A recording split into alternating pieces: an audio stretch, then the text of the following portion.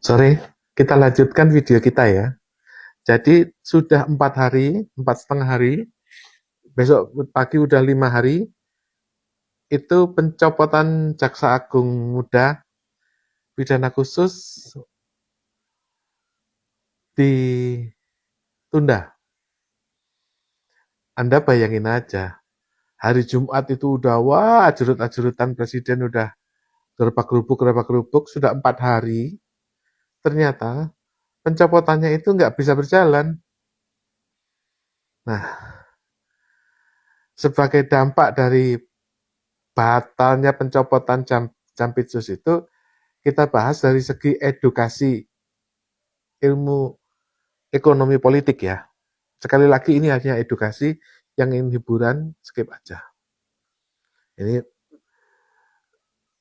follow up dari kejadian setelah batalnya pencopotan itu. Satu, itu ternyata berkas pelimpahan dari kepolisian dengan tersangka Febri Ardiansyah itu kepada Kejaksaan Agung itu batal.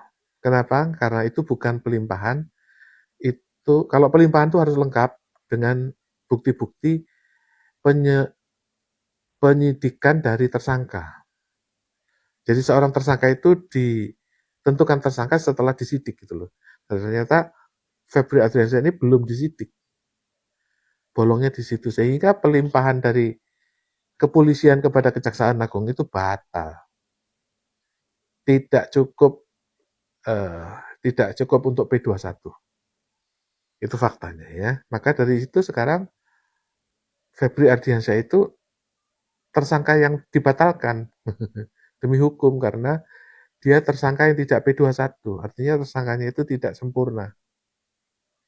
Kedua, ya, seperti kronologi sebelum-sebelumnya, di mana pada waktu Jaksa Agung itu Febri Ardiansyah yang tahun lalu dikuntit oleh Densus, ngoeng, ya, itu MRT di depan Kejaksaan Agung itu kejatuhan besi. Jadi ada kren yang bawa besi itu jatuh besinya di depan stasiun MRT di depan Kejaksaan Agung. Hari ini itu ada mobil jalan kenceng bawa beko nabrak JPO di Pejaten. Bukan Pejaten, di daerah situlah ya. Itu mengulang kejadian ya yang kren yang jatuhin besi di MRT itu. Ya gara-gara apa? Gara-gara yang dulu itu Kejaksaan Agung itu merahasia judi online. Kalau sekarang Kejaksaan Agung itu ya gara-gara merahasia rekening PT Timah yang di Harvey Muiz dan Sandiaga Uno. Jadi karena mereka itu tidak bisa mencairkan rekening yang dibekukan dari PT Timah yang Harvey Muiz itu, maka mereka membuat operasi pencopotan Jaksa Agung. Ternyata nggak jadi dicopot. Maka dari itu sekarang ya bolak-balik JPO ditabrak. Ya, oke. Jadi nggak perlu profesor untuk mengetahui kronologis. Ya dulu bagaimana waktu dulu Jaksa Agungnya juga dikuntit-kuntit, di ngoweng-ngoweng. Sekarang kan Jaksa Agungnya kan dirahasia. Jadi mengulang ini berulang-ulang.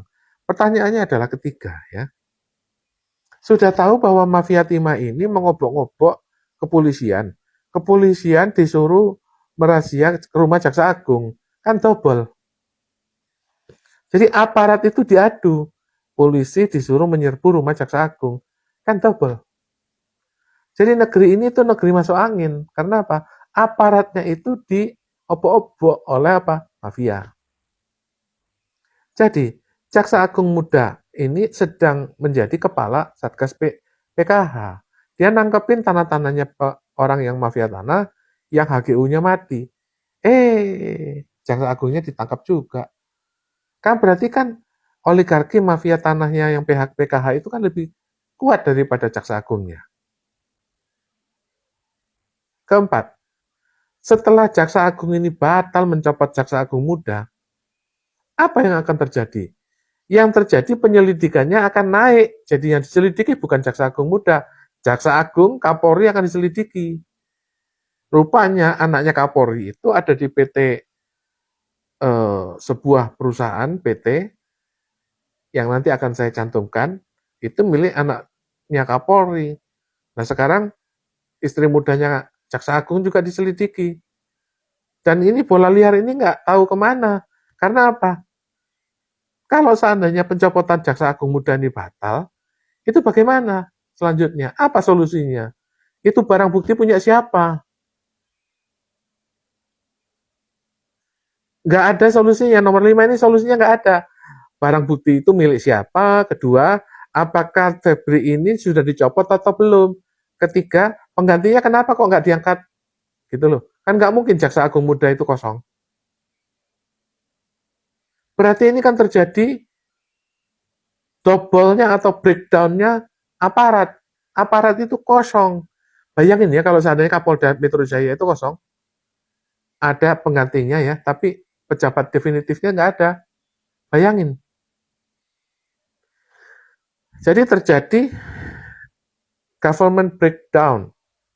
Artinya kemacetan pemogokan, pengosongan dari jabatan Jaksa Agung Muda. Dampaknya ini liar, bisa menjatuhkan presiden.